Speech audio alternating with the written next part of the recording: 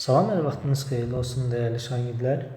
Belə bir misala baxalım. Misala keçməzdən əvvəl uşaqlar, sizə belə bir məlumatı xatırlatmaq istəyirdim ki, yay tətil müddətində 5-ci sinifdən 10-cu sinifə kimi onlayn yay dərslərimiz təşkil olunur. Dərslər haqqında məlumat əldə etmək istərsəniz, bu nömrə ilə əlaqə saxlaya bilərsiniz. İndi keçəyim misalın izahına. Sonra deyək ki, burada ifadəni sadələşdirin. Kökaltı ifadələrdir. Biz bilirik ki, uşaqlar kökaltı ifadələrdə birinci növbədə bizim bu dərəcələrimiz eyni olmalıdır. Eyni kökdə yaza bilməmiz üçün.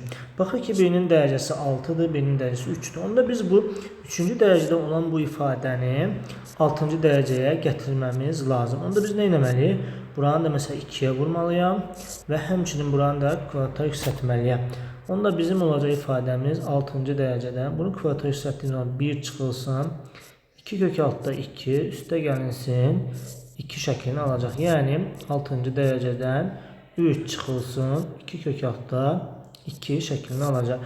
Sonra gətirib bu ifadə ilə bu ifadəni bir-birinə vurmalıyıq. Yazmalıyıq 6-cı dərəcədən 3 üstə gəlinsin 2 kök altda 2 bir də vurulsun 6-cı dərəcədən 3 çıxılsın 2 kök altda 2 şəklində.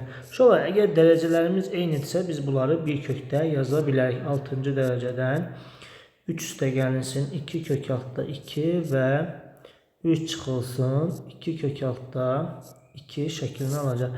Və uşaqlar buradan da biz artıq bilirik ki bu bizim A minus B, A plus B düsturuna oxşuyur. Yəni onda necə edirik? Birincinin kvadratı çıxılsın, ikincinin kvadratı şəklində yazılır. Bu da olur ki 6-cı dərəcədən 9 çıxılsın.